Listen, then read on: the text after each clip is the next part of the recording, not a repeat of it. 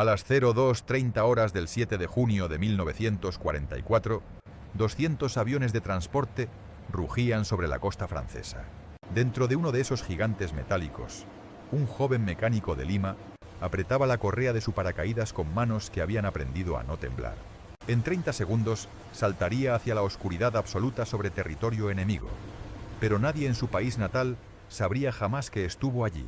La luz roja se encendió, después la verde, y Julio García se lanzó al vacío junto a los hombres de la división más temida de Estados Unidos, la 82 Aerotransportada. Mientras las ametralladoras alemanas rasgaban el cielo nocturno de Normandía, miles de kilómetros al sur, en los periódicos de Lima, no aparecía una sola línea sobre sus soldados en Europa. Perú había declarado la guerra al eje, pero parecía haber olvidado a los hombres que realmente la combatían. García no era el único latinoamericano en esos cielos mortales, pero sería uno de los pocos en sobrevivir a lo que vendría después. El infierno de Market Garden, el río Wall convertido en cementerio acuático, el cruce del Rin bajo fuego concentrado. Una estrella de bronce terminaría colgando de su uniforme, testimonio de un acto de valor que sus compatriotas nunca conocerían. En 1946, ese mismo hombre regresó al Callao sin fanfarria, sin reconocimiento, sin una sola pregunta de los medios peruanos sobre dónde había estado durante 4 años. Guardó su medalla en un cajón, sus memorias en el silencio y su historia en el olvido absoluto de una nación que nunca supo que uno de sus hijos había saltado sobre la Europa en llamas. 80 años después, los archivos militares estadounidenses revelan lo que Perú nunca quiso saber: que hubo un peruano en los puentes de Nijmegen, en los campos de Normandía, en el corazón mismo de la guerra más brutal de la historia. A las 8 de la mañana del 12 de enero de 1942, Julio García caminaba por la avenida Roosevelt en el Lower East Side de Manhattan con un periódico doblado bajo el brazo. El titular gritaba en letras enormes que Japón había bombardeado Pearl Harbor 36 días antes, pero lo que realmente capturaba su atención era el anuncio en la página 3. Se necesitaban voluntarios para una nueva unidad de paracaidistas. Mientras sus compatriotas peruanos en Nueva York discutían sobre la guerra desde la seguridad de sus talleres y restaurantes, García tomó una decisión que cambiaría su vida para siempre.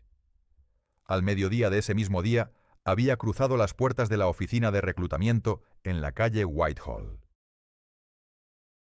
La historia de cómo un mecánico del Callao terminó en las calles de Nueva York era típica de miles de inmigrantes latinoamericanos en esa época, pero su destino sería cualquier cosa menos ordinario. García había llegado a Estados Unidos en 1939 con 23 años, huyendo no de la pobreza sino de la mediocridad que sofocaba sus ambiciones en Lima. Trabajaba en el puerto del Callao reparando motores de barcos mercantes, ganando lo suficiente para vivir, pero sin ninguna perspectiva de progreso real. El sueño americano no era una fantasía para hombres como él. Era una necesidad matemática si querían escapar de las estructuras sociales que los condenaban a repetir la vida de sus padres. En Nueva York, García había encontrado trabajo en un taller mecánico en Brooklyn, donde su habilidad con los motores diésel le ganó respeto inmediato entre compañeros que apenas podían pronunciar su apellido. Compartía un apartamento de 2 habitaciones con otros 5 inmigrantes latinoamericanos, pagando $8 al mes por un colchón en el piso y el privilegio de ducharse los domingos. La vida era dura, pero prometía algo que Perú nunca le había ofrecido: la posibilidad de ser valorado por lo que podía hacer, no por el apellido que llevaba o el barrio donde había nacido. Pero cuando Pearl Harbor convirtió la guerra europea en guerra americana, García sintió algo que lo sorprendió: la obligación de defender un país que técnicamente no era el suyo. La decisión de alistarse en los paracaidistas no fue impulsiva sino calculada con la misma precisión que aplicaba a reparar motores. García sabía que los paracaidistas recibían $50 extra al mes, una fortuna para alguien que ganaba 120 como mecánico civil. Sabía también que el entrenamiento era brutalmente selectivo, eliminando entre el 60 y 70% de los candidatos en las primeras semanas. Lo que no sabía, lo que nadie podía saber en enero de 1942, era que estaba a punto de unirse a la unidad que realizaría los saltos más peligrosos de toda la guerra, la 82 División Aerotransportada. El oficial de reclutamiento, un sargento primero con 3 franjas y cara de haber visto demasiado, miró el pasaporte peruano de García con la misma expresión que un mecánico observaría un motor desconocido. La ley estadounidense permitía que extranjeros residentes se alistaran, incluso les prometía ciudadanía acelerada después del servicio, pero los paracaidistas eran otra cosa completamente diferente. Requería voluntarios que estuvieran dispuestos a saltar desde aviones en pleno vuelo hacia territorio enemigo, una idea que la mayoría de las personas consideraban una forma elaborada de suicidio. El sargento hizo 3 preguntas directas: si García podía leer inglés, si tenía problemas médicos conocidos y si entendía que el entrenamiento de paracaidistas tenía una tasa de mortalidad del 2% antes siquiera de ver combate. García respondió afirmativamente a las 2 primeras preguntas y con un encogimiento de hombros a la tercera. Había cruzado el océano en barcos de carga. Había trabajado con maquinaria que podía arrancarle un brazo si cometía un solo error. Había vivido en un país extranjero sin hablar el idioma. El riesgo era parte de cualquier cosa que valiera la pena hacer. El sargento estudió al joven peruano durante un largo momento, viendo algo en sus ojos que había aprendido a reconocer en sus años de reclutamiento. No era valentía ni desesperación, sino esa determinación fría que separaba a los que completaban el entrenamiento de los que abandonaban en la 3ª semana. Cuando García firmó los papeles esa tarde, convirtiéndose oficialmente en soldado raso del ejército de Estados Unidos, no hubo ceremonia ni fanfarria.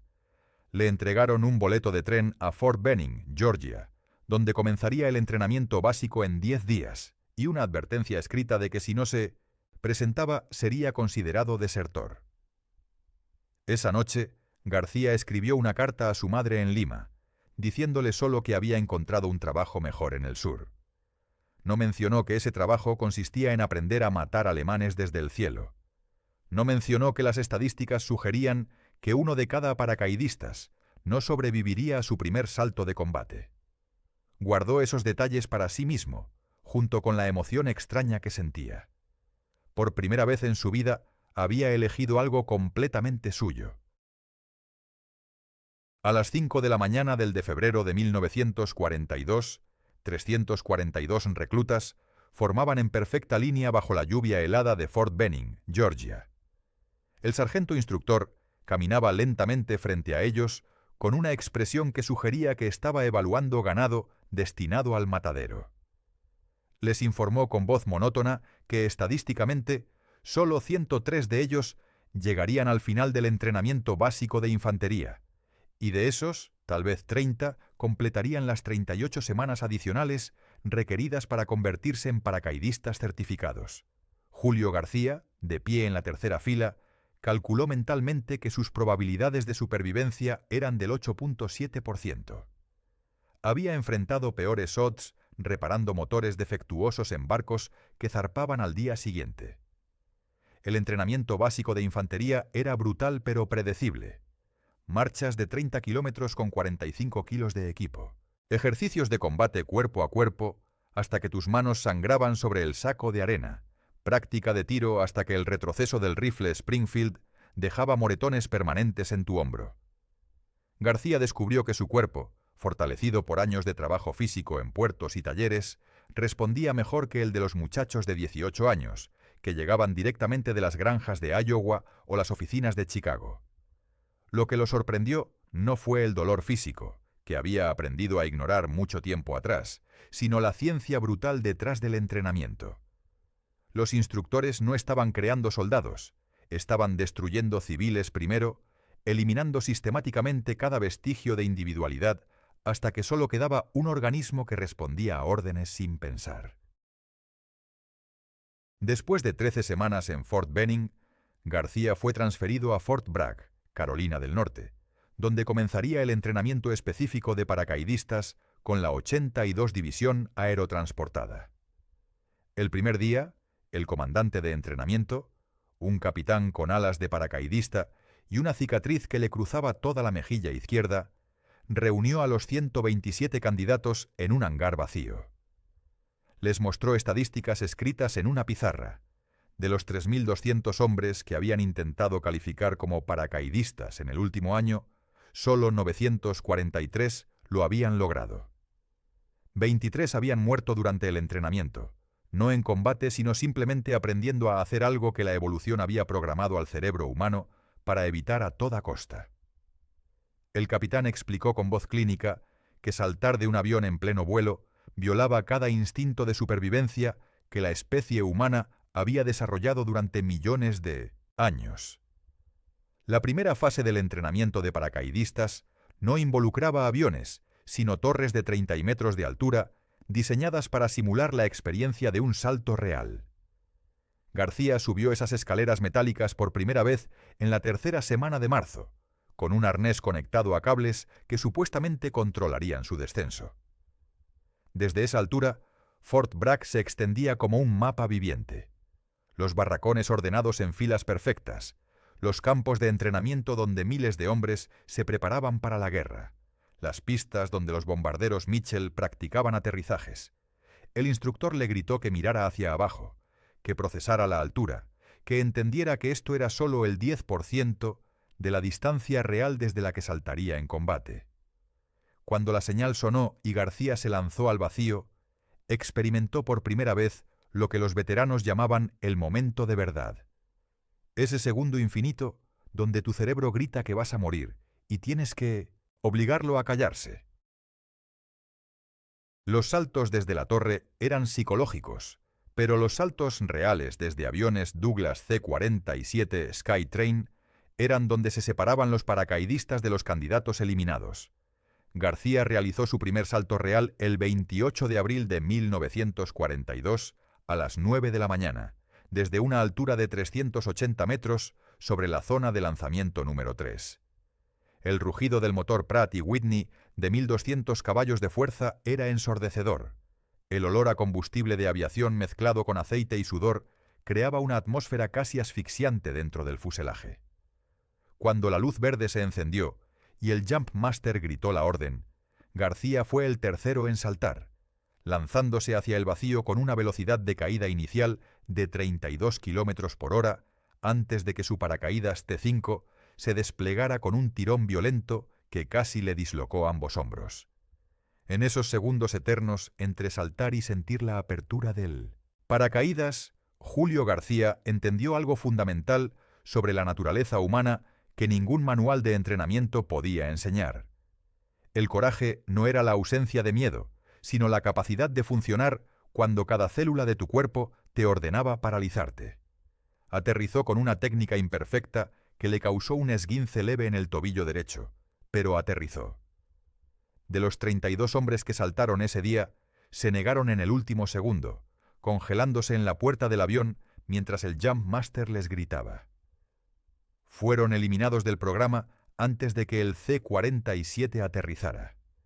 García completaría otros 23 saltos de entrenamiento en los siguientes 6 meses, cada uno perfeccionando la técnica que algún día usaría sobre los cielos de Francia.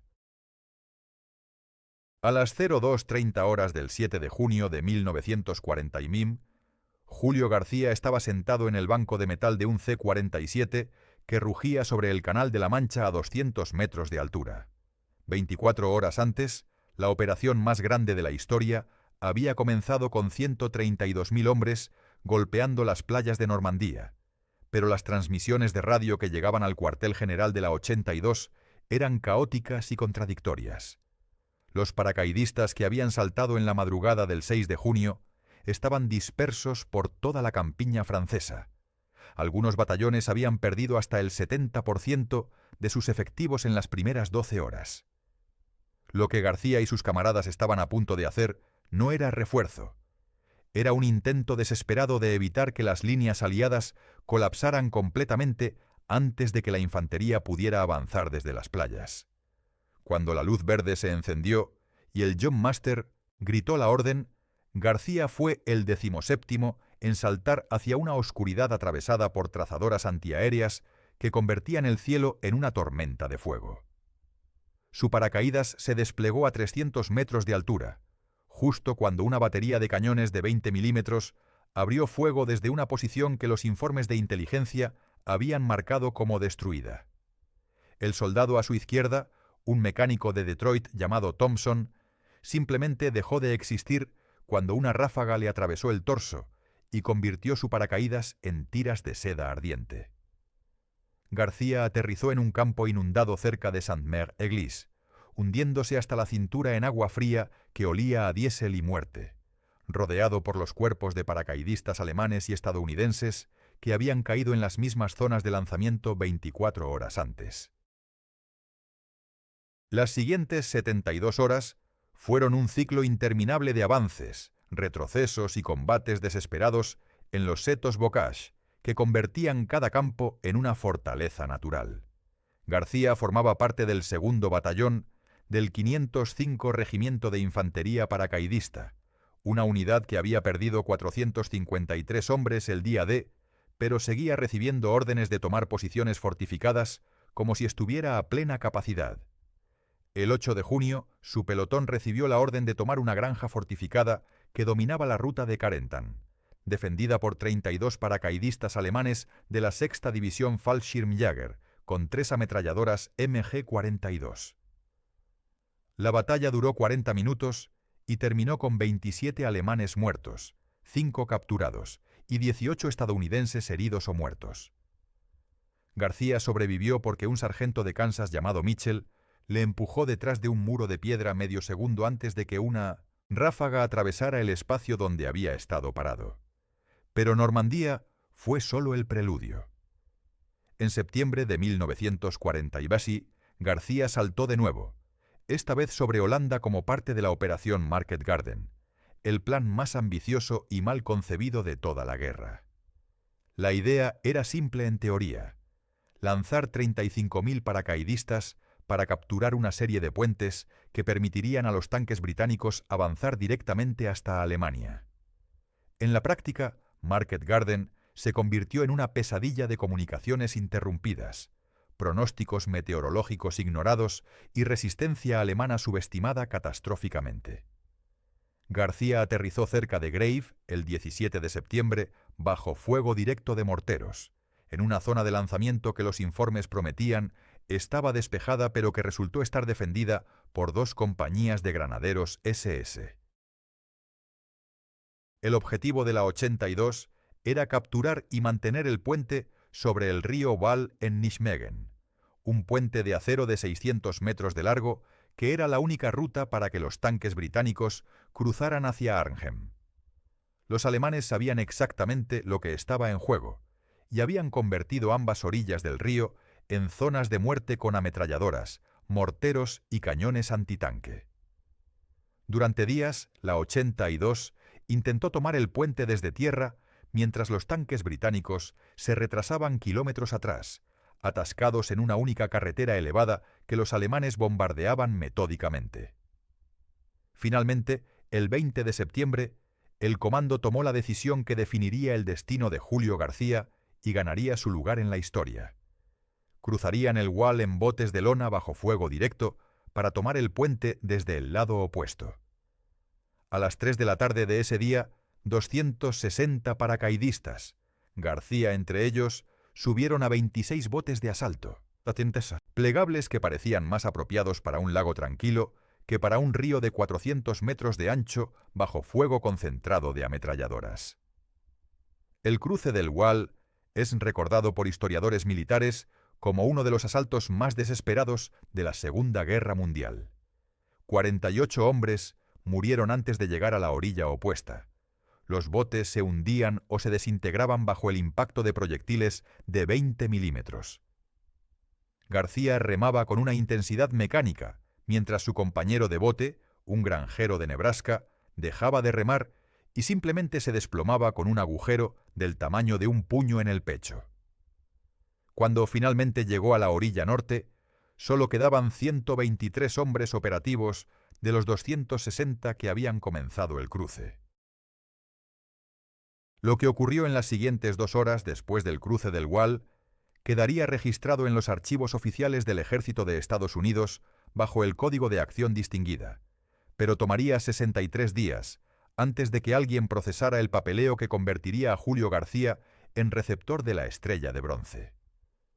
Las fuerzas alemanas habían fortificado el extremo norte del puente con 2 nidos de ametralladoras MG-42 y un cañón antitanque de 75 milímetros que dominaba completamente el acceso.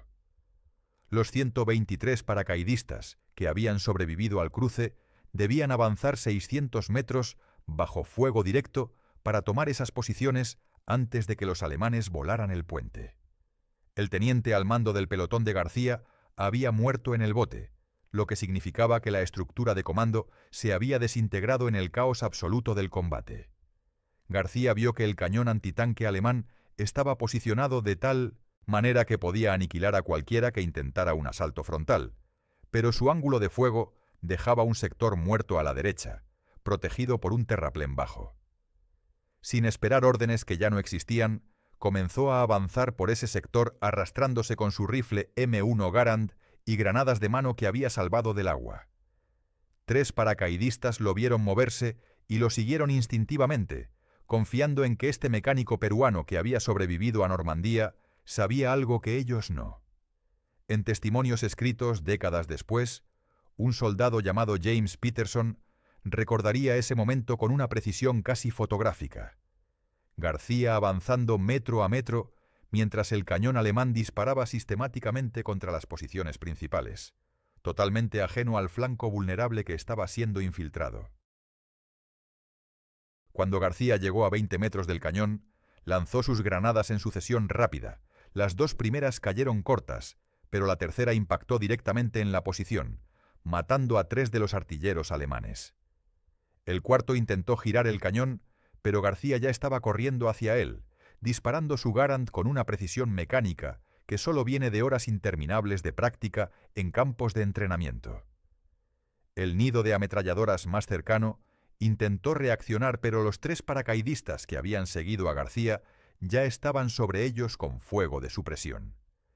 En menos de minutos, las posiciones alemanas que habían detenido el avance durante 2 horas estaban neutralizadas, y los tanques británicos finalmente pudieron cruzar el puente intacto hacia Arnhem. El capitán que procesó la recomendación para la Estrella de Bronce describió la acción de García con un lenguaje burocrático que apenas capturaba la realidad. Iniciativa individual bajo fuego. Enemigo. Neutralización de posición fortificada crítica. Liderazgo sin autoridad formal. Lo que no mencionaba era que García había ejecutado una maniobra táctica que requería no solo valor, sino comprensión instintiva de ángulos de fuego, cobertura y movimiento coordinado. Tampoco mencionaba que de los hombres que participaron en ese asalto, García era el único que no tenía ciudadanía estadounidense. La medalla le fue entregada en una ceremonia de 15 minutos en Alemania el 22 de noviembre de 1940 y pim, junto con otras 37 condecoraciones otorgadas a miembros de la 82 por acciones en Market Garden. García continuó combatiendo con la 82 hasta el final de la guerra en Europa, participando en el cruce del Rin en marzo de 1945 y la ocupación de Berlín. Cuando finalmente fue desmovilizado en febrero de 1946, había acumulado 17 saltos de combate, estrellas de bronce por participación en campañas, una estrella de bronce por valor y la ciudadanía estadounidense que le fue otorgada en una ceremonia en Frankfurt el 8 de diciembre de 1945. Tenía 30 años, había sobrevivido a 3 de las operaciones aerotransportadas más sangrientas de la historia y poseía habilidades que lo hacían invaluable para el ejército de ocupación estadounidense. Pero había tomado una decisión durante los últimos días de la guerra. Regresaría a Perú. Cuando el barco de transporte militar atracó en el Callao el 22 de marzo de 1946, no había reporteros esperándolo, no había funcionarios del gobierno, no había ningún reconocimiento de que un ciudadano peruano había saltado sobre la Europa ocupada y había ganado la tercera condecoración más alta del ejército estadounidense por valor en combate. Los periódicos de Lima ese día publicaban noticias sobre la economía nacional y disputas políticas locales, pero ni una sola línea sobre los veteranos que regresaban. García guardó su uniforme y sus medallas en una caja de madera, encontró trabajo nuevamente como mecánico en el puerto, y nunca habló públicamente sobre los años que había pasado en la 82 aerotransportada. Cuando murió en 1983, a los 67 años, su obituario en el periódico local lo describía simplemente como mecánico jubilado.